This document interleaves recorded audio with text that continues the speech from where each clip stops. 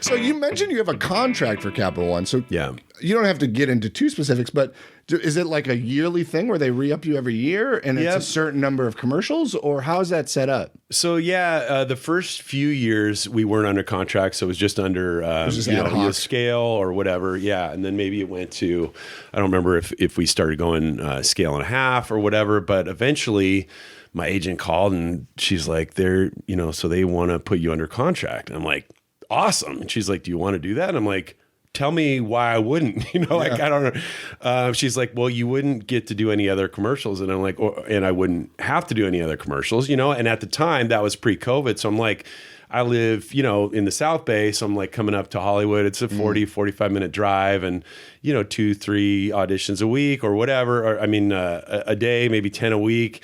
And so it's a lot of driving coming up there, so that's, okay. Oh, I wouldn't have to drive. Yeah. And I'm like, and I was getting a lot of commercials at the time. So I'm like, are we going to make more than we usually make or than we made last year? And she's like, of course, we'll like make sure that like, that's the minute we're not making less than you would. So, so then it was like, we get under contract and I don't know, you always hear as an actor, like, oh, I want to be put under contract. And like, I didn't really know what it was, So then she kind of explained to me the pros and cons, and we talked about it. And obviously, it was pretty much a no-brainer. Yeah. So we've been under contract.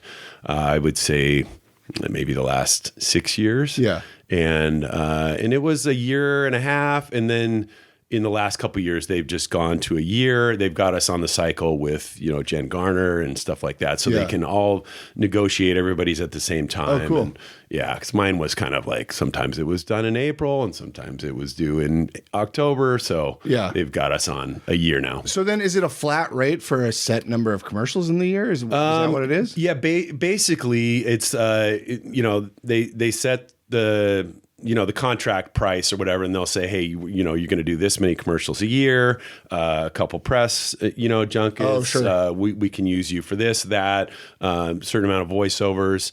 And then if the ads run more than that, then you'll get paid more than that. Okay. So it doesn't affect residuals. Right. Or is it a different structure? They are still tracking residuals, only if it goes over the contract. If it goes under, you're going to get paid that no matter what. Oh, I see. So it's a flat rate, whatever. Yep. $500,000, $1 million, over under. That's $1. And then if the residuals make it above that total, then you get the residuals over that. Yeah. Oh, cool. Yeah. That's really good. Yeah. What's the con to doing a contract? It's great. I don't know. You said your agent went through the pros and cons. I don't know. Like, I guess it's just other commercial, because like, what do they call it? When you have a conflict, it's like, so then you just can't even do anything else. There's conflicts is everything, right? And the contract could be exclusive or not exclusive. So mine is exclusive. Like they're saying, hey, we don't want you to do anything else. You can't do Chevy. You can't do any of this other everything stuff. So else it's not just banking. Yeah. So the typical, for people that don't know, a typical conflict for a commercial is just for that commercial. So in my sense, Capital One would that be category for banking or financial institutions, credit cards, blah, blah, blah. But you still, if you weren't under contract and you didn't have exclusivity, you could still do a car commercial or, McDonald's or whatever. How many commercials were you doing a year prior to that? It goes up and down, but I would say between 10 to 15, I would say. Yeah. Hell, good it was for good. You, man. Yeah. I don't know what it is, Mike. I mean, look like 2 to 4 a year. Yeah, maybe. but that's good, right? And depending on how much it runs, and certainly there were some lean years. On Capital One, so you went in just thinking it was just another commercial, right? Yeah. It was a spokesman role, but you just thought maybe it was like one, basically? It was a spokesman role. At the time, like my agent was only sending me out for national network stuff.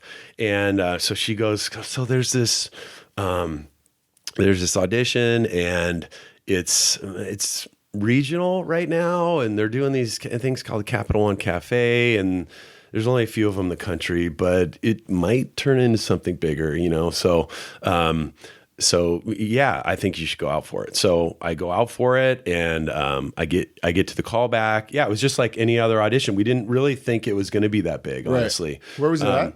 Who was casting? Oh God, I knew you were gonna know. I knew you were gonna ask me that, and it was over on the west side in Santa Monica, and was it like Ocean Park? No, it was Santa Monica. Oh, the one by the promenade.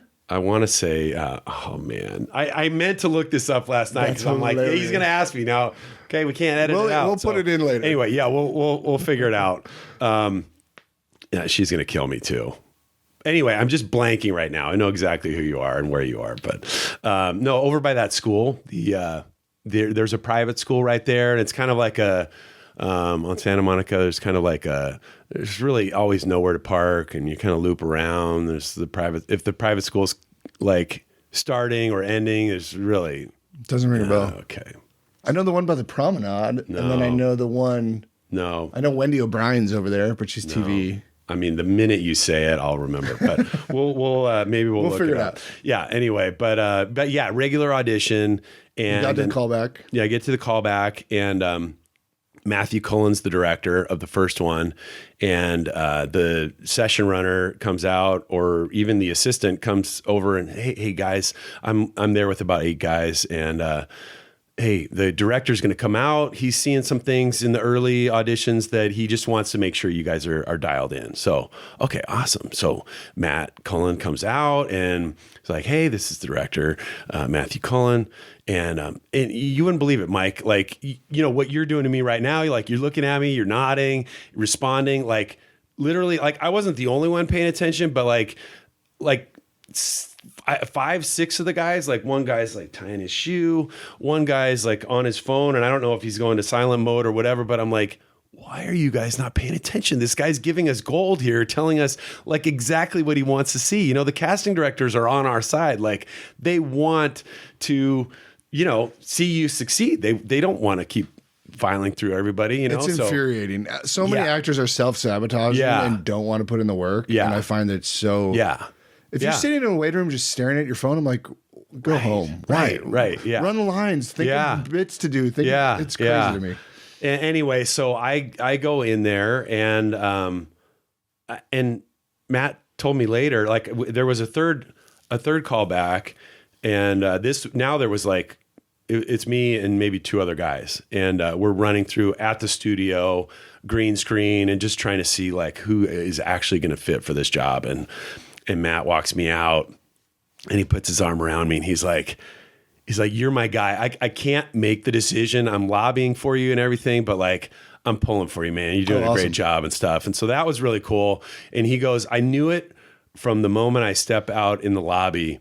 And I go, yeah, we were, and he goes, you were locked in, there's like, and he's like, there was a guy, and we were like, one guy was on his phone, and one guy was like, tying his shoes. And it was just so funny that we both remembered that moment of like, that was the first, impression, I guess. And, which is encouraging for, any actors out there that are just starting or even been around for a while. Like, remember the casting assistant, like, all these people, the casting assistant for one is going to be the casting director in a couple years anyway. So just like, treat people nicely anyway, not because they're going to be someone and you're going to get something out of the, eventually, but yeah, just be present, pay attention.